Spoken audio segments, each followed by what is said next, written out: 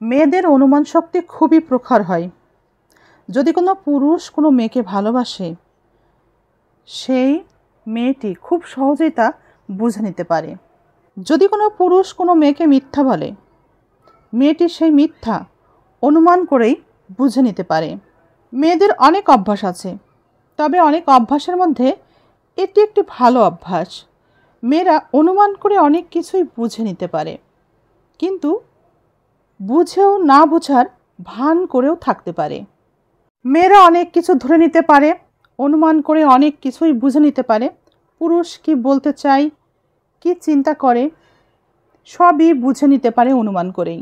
মেয়েদের অনুমান অনেকাংশেই ঠিক হয়।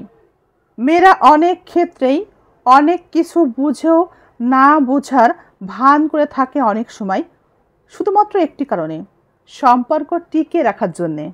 এভাবে সংসার টিকিয়ে রাখার জন্যে মেয়েরা খুবই পেরেশানির মধ্যে থাকে।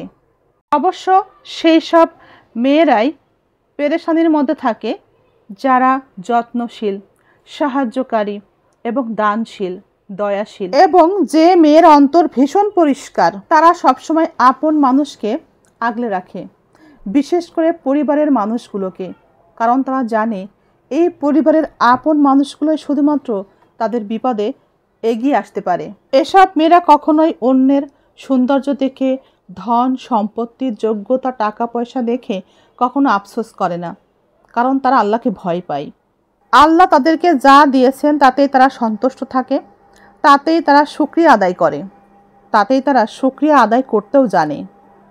তাদের আছে অনেক ধৈর্য, এত ধৈর্য, হাজারো কষ্টের মধ্যেও তারা কখনো হাসিকে লুকিয়ে রাখে না, হাসতে পারে। একটা কথা মনে রাখা উচিত, কেউ কখনো কারো জীবনকে গড়ে দিতে পারে না, নিজের জীবনকে নিজেই গড়ে নিতে হয়। একজন পুরুষের জন্যে একজন চরিত্রবান বুদ্ধিমতী নারীর সঙ্গের চেয়ে আর বেশি কিছুর প্রয়োজন নেই। কাউকে তাই জাজ করে কোনো লাভ নেই, কোনো প্রয়োজন নেই, কারণ কেউ আপনার মতো করে নিজেকে বদলাবে না। যদি জোর করে নিজেকে পরিবর্তনও করে, সেটা নেহাতই অভিনয়।